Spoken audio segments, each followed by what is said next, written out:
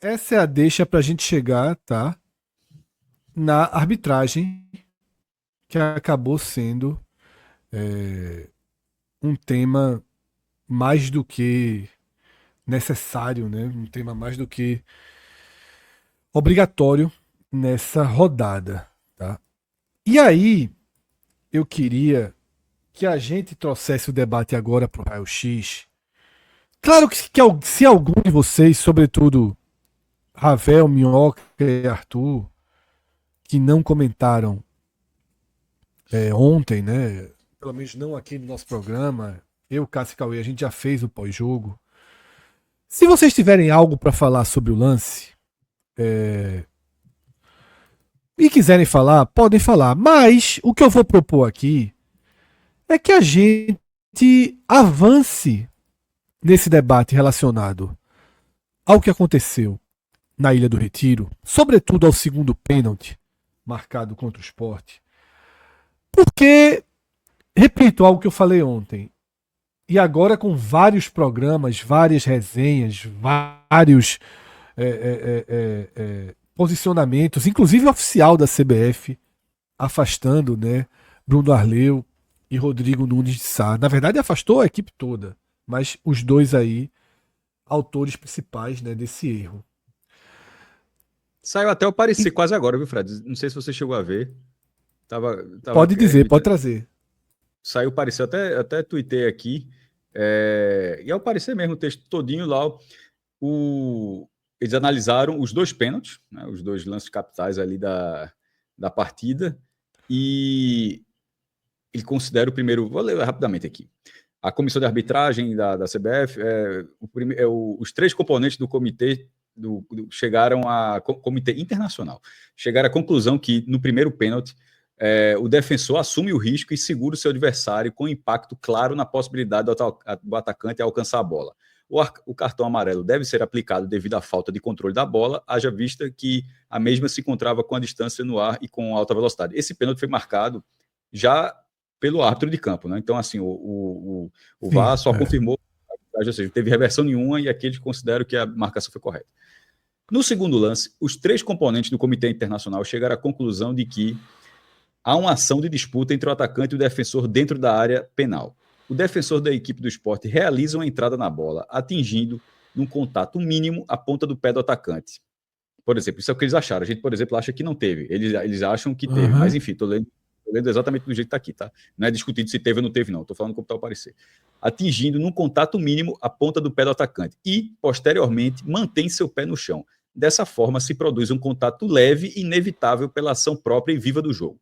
O defensor toca claramente a bola e não faz o movimento adicional que possa justificar a infração marcada. Isso, o segundo movimento, perfeito. O contato é acidental.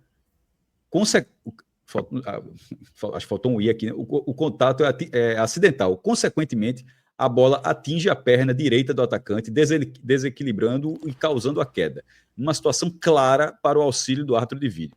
A reunião, ou seja, porque esse lance, só para explicar, porque eles deixam tudo muito, muito vago, o lance foi marcado pelo árbitro de campo e, nesse caso, o texto diz que o árbitro de vídeo deveria ter sinalizado que uma correção no lance. Aí o texto termina assim: a reunião teve a participação dos componentes do Comitê Consultivo de Especialistas Internacionais da Comissão de Arbitragem da CBF, Nicola Rizzoli, Néstor Pitana, de Libertadores, e Sandro Ritt, que é Sandro Meira Ritt, né? E do diretor de arbitragem da CBF, Rodrigo Sintra, e também do integrante da Comissão de Arbitragem da CBF, Fabrício Vilarinho. Quaisquer providências administrativas, sejam elas instruções e ou arquivamentos, serão deliberadas internamente pela Diretoria de Arbitragem da CBF. Bem, esse documento que foi assinado por Rodrigo Sintra, que é o diretor de arbitragem da CBF, ele saiu já depois da punição que a CBF deu aos árbitros, essa punição que o Fred trouxe, porque ele fala assim no final, por isso que eu li o final, ele diz qualquer deliberação e tal, qualquer providência, melhor dizendo. Não sei se ele está falando de outras providências, ou se esse documento foi feito antes, mas publicado no site da CBF depois, mas se as providências já foi o afastamento foi publicado antes da divulgação do parecer. Então é isso. Lá. Eu proponho que a gente avance, porque assim, que não foi pênalti, Ravel. Eu acho que não tem mais. Eu não vou nem gastar tempo nisso, Fred. não vou nem gastar tempo nisso. Assim, meus comentários sobre essa questão da arbitragem vão ser mais amplos assim e objetivos. Vamos lá. Edinaldo Rodrigues muda o comando da direção de arbitragem do país para Rodrigo Sintra nesse ano. Né? A comissão de arbitragem era gerida por Wilson CNM no ano passado, que por bem ou por mal fazia um trabalho menos pior do que esse atual. Né? A arbitragem brasileira vive um péssimo momento. Bruno Arleu, responsável por esse ato temerário no jogo do Sport, já havia tido uma arbitragem muito ruim no jogo da primeira rodada. E a gente está destacando isso, tá, Ravel? Vai ser uma característica nossa aqui. O árbitro tem nome e a gente vai ter lembrança. Pode ver aqui na tela que é a segunda vez que a gente traz na tela e é Bruno Arleu, exatamente. Não vamos deixar esquecer. São 2 telas de polêmicas de arbitragem e Bruno Arleu está nas 2. Por Bahia 1, Corinthians 1 e de forma muito mais grave, mais escandalosa, tanto que gerou o afastamento dele. Por Sport 1, Palmeiras 2. Então a gente vai fazer questão de trazer sempre o árbitro que cometeu o erro ou a questionável marcação e também trazer o nome do VAR, porque é muito cômodo. Ah, é o VAR. Não, o VAR tem nome. Rodrigo Nunes de Sá. Pode continuar. Exatamente. E também tem um outro nome, que é o de Rodrigo Sintra, que dirige a comissão de arbitragem no Brasil hoje, que é responsável por formação de escala, por permitir que árbitros desse calibre continuem prejudicando os times, especialmente do Nordeste, porque a gente sabe que na dividida acontece esse tipo de coisa. Eu não vejo como coincidência no jogo entre Bahia e Corinthians, né, e entre Sport e Palmeiras, ou seja, 2 times nordestinos contra 2 times paulistas haverem lances de arbitragem com uma conduta tendenciosa a favorecer os times do eixo. Eu não vejo como coincidência, mas isso aqui obviamente é uma opinião pessoal. Né? Então a gente tem aí erros sendo repetidos. O jogo, eu até vi pouca repercussão sobre isso aqui, mas eu vou levantar o ponto também do jogo do Bahia contra o Santos, onde houve um pênalti marcado em campo, que é um absurdo. Aquilo ali é um absurdo. Eric Pulga recebeu uma bolada no rosto e o juiz marcou pênalti em campo e precisou o VAR chamar para corrigir e ele ia ao monitor. Eu não sei nem se o absurdo é ele no monitor, Rafael. O absurdo. Mas ele tem que ir. Mas aí é o procedimento. Não, o PC disse que não precisava. Você bateu na cabeça. Você tem que não cabe na cabine de VAR, não, pô. Isso. Bateu na cabeça, Oliveira. Paulo de Oliveira disse que não precisava. Não precisava, porque como era um erro de fato, assim, era muito claro. O VAR avisa e ele não precisa. Ele tem autoridade, como se o VAR tivesse autoridade para anular, para dizer assim, meu irmão, não precisa você nem vir aqui que eu tô lhe garantindo que é isso. E aí o cara vai, como assim, ele vê por tantos anos. Fred, vamos dizer que isso fosse protocolo. Vamos dizer que o PC deu uma informação errada ali na transmissão. É porque em tese o que a gente sabia, Ravel. Isso não existe. O que a gente sabia até então é que ele só não vai para questões de linha, né? Isso. Pronto, aí ele leva 30, 40 segundos para chancelar uma decisão que um frame resolveria. Um frame resolveria, acabou. Ele não precisa na cabine do VAR para confirmar que bateu na cabeça. E aí, veja, Cássio, e aí como as coisas acontecem de uma maneira que, por isso que eu disse assim, para mim não é coincidência. Porque assim, enquanto no jogo entre Bahia e Santos, o cara precisou de 30, 40 segundos na frente do monitor para poder analisar um lance óbvio, na Ilha do Retiro, o juiz foi incapaz de ir ao monitor e, de repente, ter a possibilidade de rever a sua própria marcação. Para ser...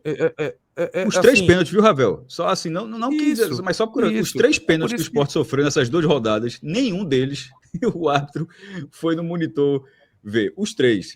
Os 3, o cara... E eu vou dizer uma coisa, viu, Cássio? Eu vou dizer uma coisa sobre os 3 pênaltis do Sport nesse brasileiro. Eu vou dizer uma coisa sobre eles. O primeiro e o segundo, o VAR não tem como tirar. O pênalti contra o São Paulo e o pênalti contra o Palmeiras, o primeiro e o segundo, o VAR não tinha... Obviamente, estou falando o primeiro e segundo na Série A. O pênalti contra o São Paulo e o primeiro pênalti contra o Palmeiras. Porém, se esses pênaltis não fossem marcados em campo, em nenhum deles o VAR chamaria. Isso. O VAR não chamaria o pênalti contra o São Paulo e o pênalti contra o Palmeiras, o primeiro. Eu até tinha abordado isso no ano passado. Lances de uma falta leve, a maneira como o rigor é diferente, né? Então, é aquela coisa, é passível de marcação de pênalti? É passível. Todos os lances como esse são considerados como pênaltis? Nem sempre. Por que alguns recebem? O caso do ano passado, dos jogos do Fortaleza, que foi no jogo contra o Palmeiras, foi o mesmo árbitro. É até bom que a gente está pegando o mesmo tipo de árbitro que analisou o mesmo lance. Uma jogada do Tite para cima do Flaco Lopes, ali, um leve esbarrão, e aí foi dada a penalidade. No jogo do Maracanã, o Thiago Silva fez isso para cima do Kaiser, a jogada seguiu. Em nenhum dos dois lances o VAR pôde interferir. Por quê? Porque é um lance interpretativo. Essa falta e essa pequena falta é passível para o VAR chamar para dar a penalidade ou para tirar a penalidade? Então fica muito a critério do árbitro, que muitas vezes não utiliza o mesmo critério no mesmo campeonato. Então essa é uma margem muito perigosa que a gente tem, e eu quero até elencar outros lances, que aqui a gente trouxe os mais agudos, né? O do Cruzeiro e o jogo do Sport, os erros maiores dos prejudicados. Mas, por exemplo, no jogo do Ceará no sábado, teve um recuo que o Bruno Ferreira pegou com a mão ali, foi preciso o time do Grêmio alertar e o Bandeira dizer, Edna, pegou com a mão. Ela não apitou. Então, assim... Mas é por isso, Minhoca, só para poder não ficar muito distante, só para eu encerrar já meu comentário, já lhe devolvo a palavra, que é o seguinte, é por isso que eu não acredito que isso seja uma mera coincidência. Para mim, existe uma estratagema por trás de tudo isso, porque não é possível que você analise a conduta de Bruno Arleu na primeira rodada, na segunda rodada, e se não houvesse a repercussão, a pressão que nós e outros veículos de comunicação estão fazendo em relação a isso, assim seguiria e tá tudo certo. Porque a impressão que se dá é isso. Aí quando a gente vem, por exemplo, e reclama do comportamento beligerante de Everton Ribeiro, que resulta a expulsão dele na primeira rodada, a gente desconsidera que o jogador em campo ele vai ficando puto com esse tipo de coisa. Então não tem como dizer que, ainda que indiretamente, a arbitragem não tenha influenciado no resultado, e esse é meu pensamento em relação a isso. Mas pode seguir aí. Não, eu acho que é só para falar assim que houve outros erros também. O irmão do Wilton Pereira é o Sávio, né? Sávio Pereira de Sampaio, também no jogo do Fortaleza, que eu comentei ontem pela rádio, muitos problemas ali durante a partida, em termos de condução, os dois times bastante irritados. Então, assim, a gente sabe que a qualidade da arbitragem, muitas vezes, não é a bola. E aí, às vezes, é de maneira acentuada, como, no caso, determinar resultados dentro de campo. Então, não durou uma rodada essa ideia do Edinaldo. Não vou dizer também que é de todo ruim, mas para isso tem que ter uma arbitragem qualificada. Não adianta nada você colocar o melhor procedimento de verificação, de controle da arbitragem, de qualificação da arbitragem, se de fato os árbitros não estão preparados. E aí eu lembrei agora de um detalhe também do jogo do Fortaleza. A gente falou na semana passada sobre a contagem, né? Como vários goleiros ficaram além dos 8 segundos. E era curioso que o Sávio Pereira, foi muito engraçado isso. Ele contava assim, 1, 2. Eu falei, peraí, pô. Isso aí não é segundo, pô. A cada movimento de braço que levava 2 segundos. Então, na prática, ele não sabia fazer a contagem de segundos. Então, era bem mais tempo, entendeu? Então, isso, queira ou não, ajudou também os goleiros dentro de campo também a ficar até mais tempo com a bola em sua posse. Então, é um despreparo. Não tem um mínimo ali possível para a gente ver um ajuste que era muito escancarado. A maneira como o árbitro também não estava preparado para fazer nessa contagem da posse da bola. O que eu acho que acontece é o seguinte: com essa nova determinação de um VAR menos invasivo, de um VAR que interfira menos nas marcações de campo, se multiplicou o problema de antes de ter VAR. Ao invés de você criar uma proteção, um cinto de segurança para os erros mais graves de arbitragem, você está multiplicando, porque o que você viu claramente é que nessas arbitragens, e por exemplo, nesses 3 pênaltis, tomando como exemplo o Sport, mas a própria expulsão de Everton Ribeiro, uma pessoa expulsa com 2 faltas. O jogador foi expulso com 2 faltas. A primeira, a falta absolutamente de jogo. Isso em Bahia e Corinthians. Quando você percebe isso, você volta para o tempo em que os árbitros eles marcam muito em favor das equipes sobre as quais eles se sentem pressionados, e muitas vezes ele marca até se confiando no VAR, e pareceu muito o caso de Bruno Arleu, que ele marca e aparentemente ele se assusta com a própria marcação. Tamanha eu acho que o árbitro sente quando a revolta é muito genuína, né? Só que aí o VAR, e isso ficou muito claro pelo áudio. De imagem, Fred, para confirmar o que está sendo marcado no campo. Exato, não, essa é a conclusão. Ele não teve convicção. Ele não tinha convicção ali na marcação. E a reação dos jogadores do Sport, e alguns árbitros já disseram isso, que eles conseguem avaliar de alguma maneira se a posição deles ali foi certa ou errada pelo tamanho da revolta que acontece no imediato. Lógico que nem sempre isso é uma convergência que dá match. Mas, muitas vezes, o árbitro leva isso em consideração de entender ou não que, opa, eu acho que eu errei. Opa, não. Aí o que a gente viu no áudio do VAR foi escandaloso, né? O cara, assim, o Rodrigo Nunes Sá, de forma absolutamente clara, estava procurando uma forma de dar razão à marcação de campo. De uma forma, assim, assustadora, como a gente falou. Cássio trouxe ontem no programa. Na rede social, em 30 segundos, tinha um zoom que mostra que basicamente não houve o toque. E o VAR não procurou zoom, não deu zoom, não se preocupou em trazer a jogada, tá? Eu queria ler um superchat de Ivan Fernandes, que trata a imagem desse que tema. os caras colocam na cabine, ela não tem um clique de zoom, pô. Não assim, tem, exatamente. É um negócio assim inacreditável, pô. Vamos trazer o superchat de Ivan Fernandes, que trata desse tema. Ivan diz o seguinte: eu sou Bahia, poderia estar feliz por ver meu time jogando bem como não via há muitos anos. Porém, a CBF e a arbitragem e afins desanima. O campeonato não tem sinais de lisura. Detalhe, ele fala, meu time não foi vítima dessa rodada. Não foi, porque aí o VAR, dessa vez, não tinha como transformar uma bola na cara numa bola na mão. Tá? Mas se tivesse triscado numa unha, teria sido confirmada a mão. A tendência que a gente vê é essa. E a gente dizendo, não veio nada, e o cara dizendo, mudou a trajetória da bola, e você vendo que não mudou. É o contrário, os caras brigam com a imagem, né? Assim, alguém brasileiro, o contrário. Mudou a trajetória da bola e você vê a bola indo na mesma direção, sem triscar em nada. Todo campeonato brasileiro tem um erro muito grave, assim, muito grave. Ano passado a gente teve aquele caso do Fluminense São Paulo, né? Que o VAR, aliás, foi o ato principal, se eu não me engano, deu sequência à jogada, Thiago Silva pega a bola com a mão, ele te dá de sequência, ele não parou o jogo, já pega a bola com a mão, e aí o gol é validado. No procedimento do VAR, teoricamente, era para ter invalidado, porque a bola não tinha parado, ele tinha dado sequência. E gerou tanto um debate só para ver se o jogo seria suspenso ou não.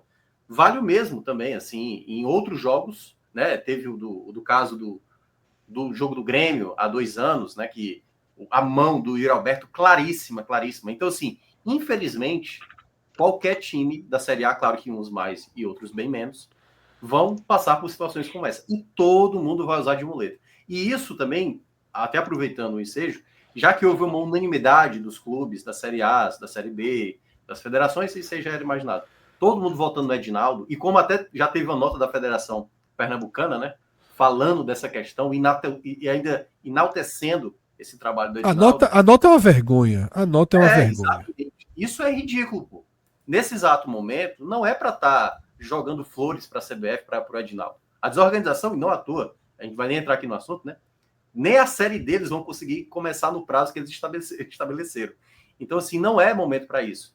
E cada um, queira ou não, os clubes também, é bom lembrar, assim como o Palmeiras, né, que o Abel Ferreira é um dos que mais reclama do futebol brasileiro, da arbitragem brasileira, e quando é beneficiado, não à toa recentemente foi muito beneficiado e não deu um pio, eles se aproveitam também disso.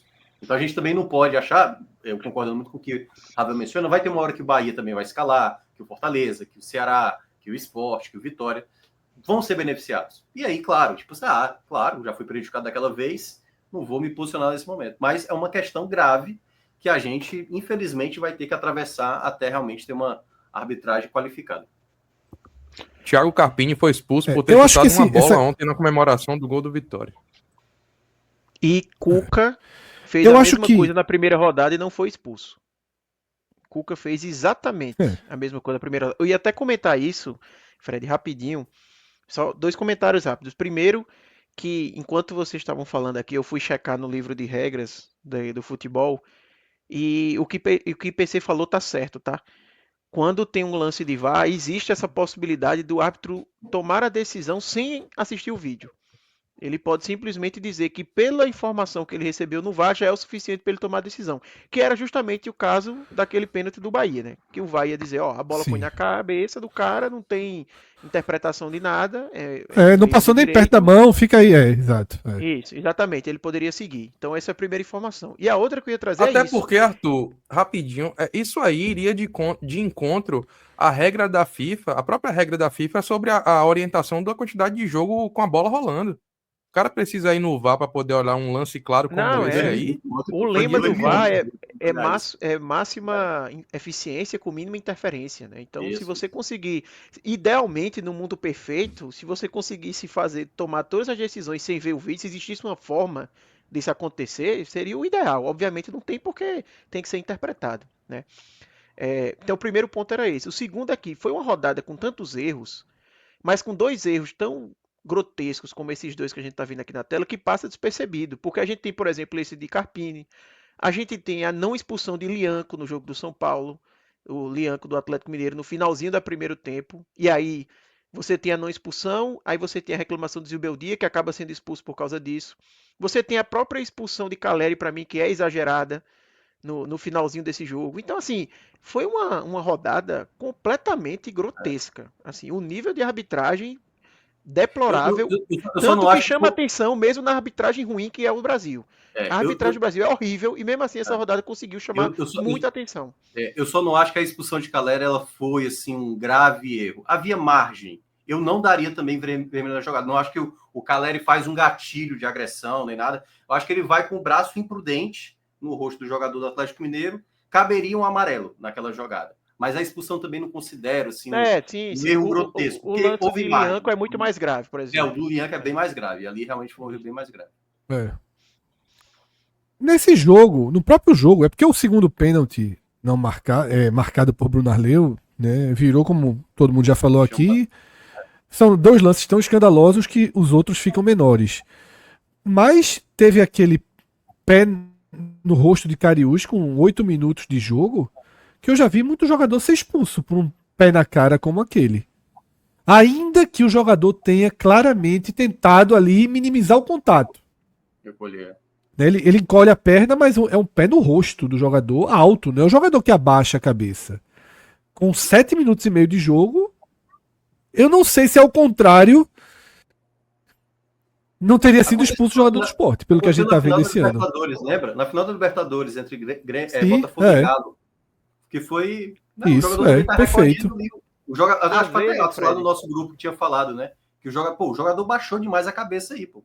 Não tem sentido aí esse lance aí. Às vezes, Fred, nem inverteu o lado, mas se acontece, por exemplo, aos 40 minutos do segundo tempo, como foi o lance de Caleri. Exatamente. Provavelmente seria marcado. Aquele lance de Caleri, se fosse com 7 minutos, eu duvido que ele daria vermelho. Também acho que... 7 minutos de jogo. Isso. Na arbitragem. Tem muito. Com 7 minutos ali, ele não... E ficou por isso mesmo. E o VAR tem sido, de fato, muito crítico nessas primeiras rodadas. A gente não abordou muito essa do Cruzeiro, né? Mas, cara, quando eu olho assim, é inacreditável expulsar Vocês ouviram o áudio? Vocês ouviram o áudio? É inacreditável. O áudio é surreal. O áudio, assim... É muito aquela sensação que todo mundo tá falando, né? De que o VAR não tá ali para corrigir. Ele tá para de alguma forma validar o que o árbitro fez. Deu uma viajada aqui. Qual foi a expulsão? A do Cruzeiro. O zagueiro do Cruzeiro, Jonathan Jesus. Absurdo. A vibração dela, pô. Exatamente, era isso que eu ia falar. O áudio no final é vibrando. Parabéns, Marcelo. Excelente expulsão. Você está de parabéns. Minha gente, assim... É justamente essa percepção de que o VAR tá ali Isso, o VAR tá ali para assim, servir de suporte para o árbitro para dizer, ó, você acertou. Não para revisar o lance, porque como é que você vê aquele lance ali e você mantém a decisão, você diz que... É surreal. Porque todas Foi as vezes vergonhoso. eu, Foi vergonhoso, né? Esse eu às áudio. vezes O passo áudio, o vergonha. áudio de Palmeiras Esporte é um absurdo. Esse daí é constrangedor. É porque nesse pronto, ponto perfeito. aí é o que Arthur estava mencionando antes, né? Que talvez ele não expulsasse o Caleri e fosse começo do jogo. Aqui é começo de jogo, velho. Assim, já seria difícil pro Cruzeiro. Sim, acabou o O jogo. Inter, mas aí tem a expulsão no começo da partida. Uma expulsão 20 dessa. minutos, pô. Comprometeu total. Não à toa o Cruzeiro só colocou, acho que um diretor, não sei se foi o presidente ali, algum representante do Cruzeiro, para falar ali no pós-jogo. Não foi treinador, não foi ninguém e tal. Porque, de fato, né? Foi um absurdo assim, o que aconteceu. Não, eu normalmente falo nos grupos assim que sempre que teve, por exemplo, esse lance do Sport, o lance do Cruzeiro, a primeira reclamação sempre é do VAR, porque, obviamente, o VAR chama mais atenção, porque o árbitro de campo você pensa, pô, o jogo é rápido, ele pode estar encoberto, ele não conseguiu ver. Você aceita melhor o erro do árbitro de campo do que o erro do VAR. Porque o VAR ele tem todo o lance, ele tem zoom, ele tem volta, replay, todas as tecnologias possíveis para tomar a decisão. E eu normalmente sempre falo, pessoal, calma, a gente não sabe se o VAR não discordou da chamada e o árbitro que manteve. Porque, por exemplo, nesse lance do Sport, podia acontecer de o VAR ter olhado, ter pensado, não, claramente não foi pênalti. Mas quando for falar com o árbitro ter dito, ó, eu vi que ele pega primeiro na bola, mas depois tem um toque, e para mim esse toque é suficiente. O árbitro podia ter narrado isso pro VAR e o VAR, beleza, aí eu não tenho para que chamar. O cara viu o lance e tomou a decisão. Eu não vou ficar aqui discutindo regra com ele. Aí eu normalmente digo isso, mas eu sempre quebro a cara, porque sempre é incrível como o VAR dá um jeito de surpreender negativamente, assim, de olhar a jogada e dizer, não, A tá certo, impressão segue que é aí. triste, na verdade, Arthur. A impressão quando a gente... Acho que os caras se preparam, tudo, blá, blá, blá. Mas a impressão que eu tenho, na maioria das vezes, toda vez que eu escuto esses áudios, eu escuto alguns... Eu sempre, não estou dizendo que é o fato, estou dizendo que é a impressão que passa. É que os caras não entendem absolutamente nada de futebol, pô. Assim, sempre, assim, você olha assim, você sabe que os caras conhecem a regra, que estão ali, que um é árbitro FIFA, que outro está na CBF há 10 anos, você sabe disso tudo. Mas a forma como os caras falam, a impressão que passa, meu irmão, botaram assim, uma figura aleatória mesmo, chamaram na rua e disse, vai para a cabine aí. Assim, a impressão é que o cara não Eu acho que o problema, Cássio, é que... Tá olhando do que tá, da forma como eu acho que o maior problema... é impressionante. Eu acho que o maior problema da arbitragem brasileira, que é a raiz de tantos erros, é que o árbitro se considera um administrador do jogo. Ele não parece focado em aplicar a regra. Ele está sempre focado em administrar interesses, consequências, contemporizar. É como se ele fosse um administrador de todos os cenários. Ele entra preocupado com o lance que aconteceu no jogo anterior.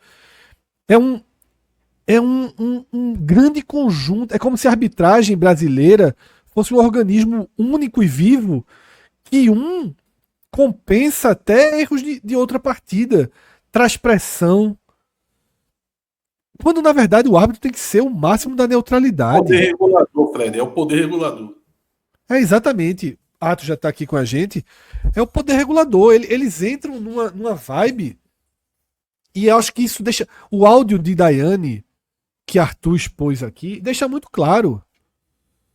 Ela acha que a função dela ali, ela se integra ao trio de arbitragem, ao quarteto de arbitragem que está em campo, como se eles juntos tivessem que fazer um trabalho limpo, sem erros, quando na verdade ela não está ali para administrar o jogo nem a arbitragem. Ela não pode vibrar, sabe? E aí eu acho que eu acho que a gente tem que ficar muito atento quando eles vão voltar.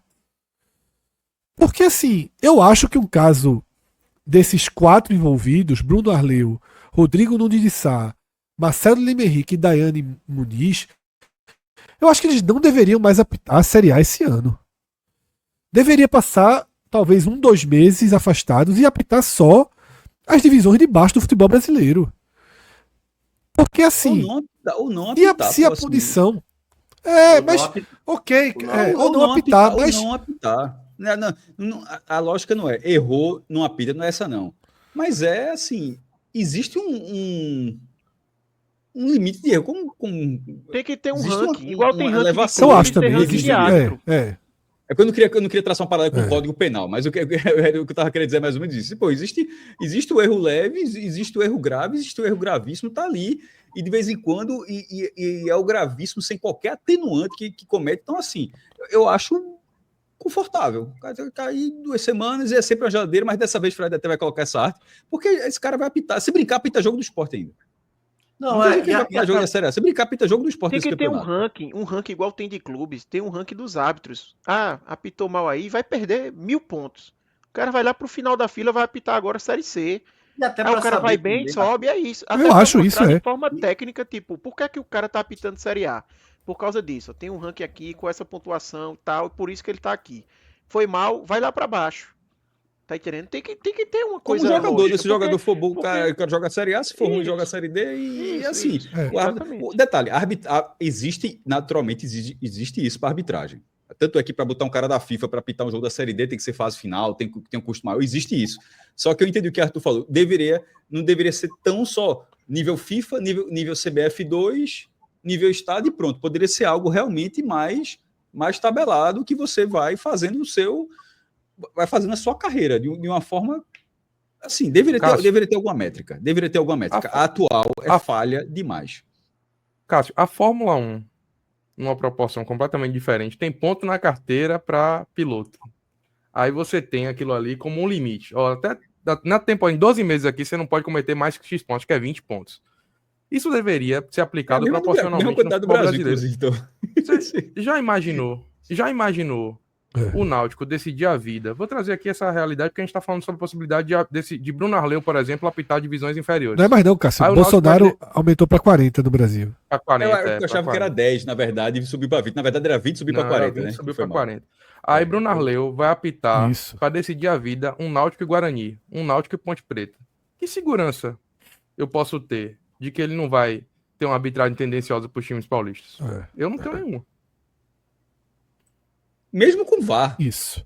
Mesmo com VAR. Assim, a gente tá falando de... Não, até pior com o VAR. É porque é muito dessa... Deixa... que Fred mencionou, só para terminar, Fred, rapidinho. Essa questão da preparação, né? Parece que Daiane foi pro jogo dizer assim, Marcelo, fica tranquilo aí, que o que você fizer, eu vou tentar olhar aqui para ter uma... Então, é um cuidado... Somos uma equipe. Exato, somos uma equipe. Quando, na verdade, assim, vamos dar uma olhada aqui. Isso aqui não foi muito razoável, não, da maneira como foi. Tá exagerado isso aqui, Marcelo. Tem que... Vamos, porque a gente vai ser penalizado. Tem que ter uma consequência disso. Né? E eu acho que é o ponto principal. É isso, é. E eu acho que o ponto de partida é essa. Muito se fala dessa mudança. Estão aí os árbitros todos afastados, os do VAR, os de campo. Agora, voltar com 3 rodadas não é geladeira. Eu acho que cabe a nós, cabe ao Sport, cabe ao Cruzeiro e aos outros clubes que forem envolvidos a cada rodada, na hora que sair uma escala de Bruno Arleu, chamar atenção, sublinhar, jogar luz sobre o caso, porque não pode transformar punições e me engana que eu gosto, tá? Só que eu acho que tem Tu sabe que esse cara vai apitar desmembramento. Independente de Boston River, não sabe, Fred? Pra você ver, por exemplo, né? Pronto, veja, os dois, o árbitro de Sport Palmeiras está escalado para apitar a Copa Sul-Americana, independente de Boston River. E o VAR, se eu não me engano, vai ser o VAR de River Plate e Barcelona do Equador. É tipo, tá punido aqui, tá? Tá punido aqui, mas ali não tá, não. Já é outro absurdo, tá?